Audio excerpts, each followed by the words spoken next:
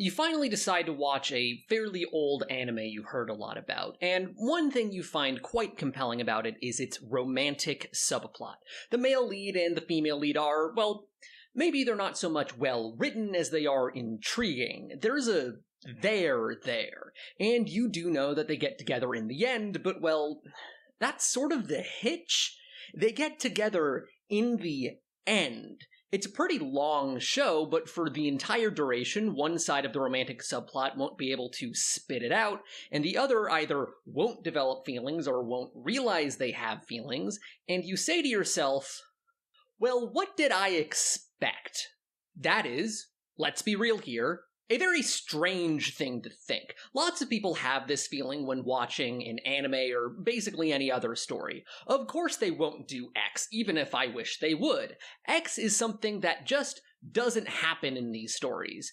And I want to pose to you a question. Why shouldn't it? The goal of a story is to be, well, entertaining. It's to make the audience satisfied and to not make the audience frustrated. So why is it that certain frustrations, certain things that the audience just straight up dislikes, are considered almost obligatory? There are two types of answers to this question.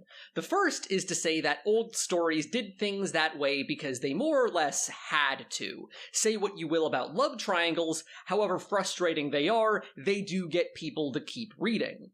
The second type of answer is to pick up the pen and say, fine, I'll do it myself. And that kind of energy is a very common thing in many modern-day anime and manga, especially battle shonen, such as Wistoria, Dandadan, Kindergarten Wars, and Kimi-sen. This is what me and my best friend have begun referring to almost accidentally as peak fiction, a style of writing which is heavily influenced by discussion about stories. It's the product of the internet era and fan community discussions. I've discussed it in part in 2 previous videos, but here I want to set a thesis. This specific attitude towards writing is typified by 3 things.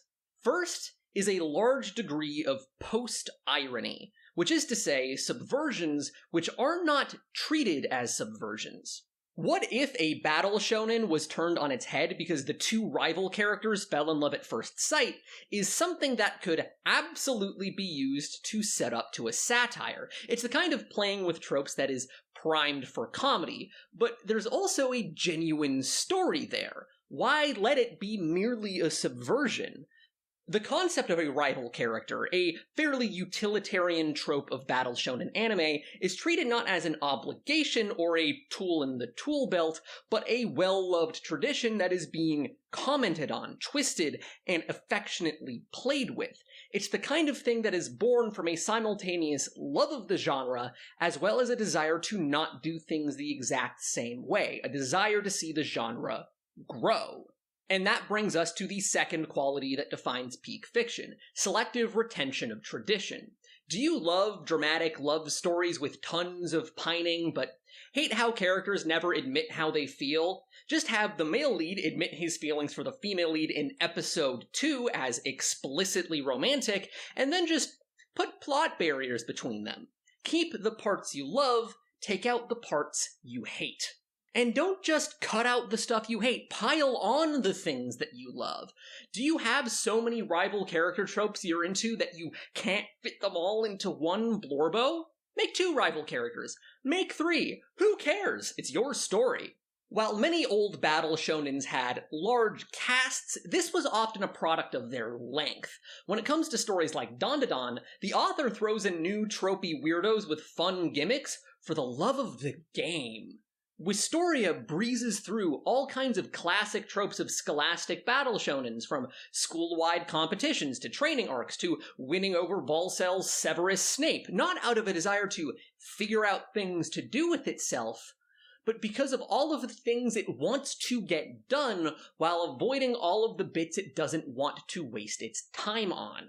And finally, you have the third quality, a fixation on climax. Now, this is partly incidental. A lot of these stories started off as, or were inspired by, light novels. They have a tendency to not waste their time and make it so that there's a big, thrilling conclusion by the end of episode 3, because that's when book 1 ended.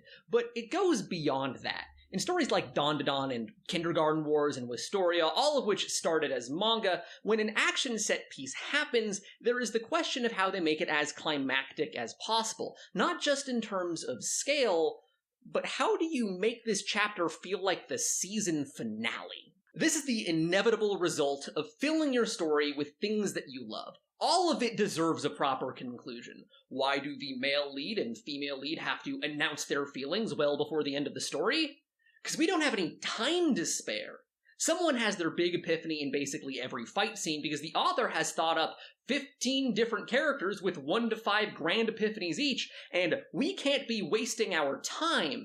If it's not one of the supporting cast, it's one of the Blorbo antagonists the author clearly spent way too much time thinking about.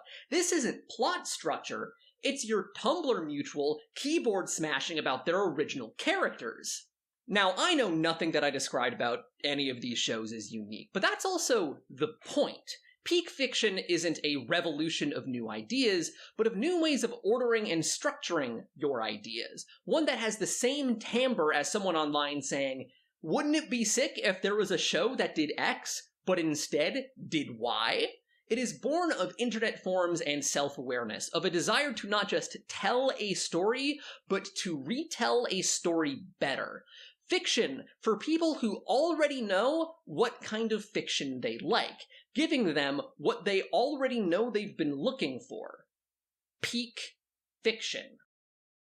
As always, I want to ask you to like, comment, and subscribe, and if you are willing to, donate to my Patreon. I do need it for grocery money. Ha ha ha ha ha! As always, a big shout out to my patrons, especially my Tier 2 patrons, Bellman, Carolyn Vig, and love your content. Sorry I've been taking such a long break between videos. I am hoping to speed it up from now. I've been dealing with a lot of life stuff and feeling kind of down on myself. So down that I didn't really feel like working on these things a lot, but I finished that Berserk video and realized that, this stuff is kind of what makes me happy, and it's not a matter of finding the energy to do it, it's doing it so that I have the energy to take on everything else. So I'm going to be trying to do this a lot more.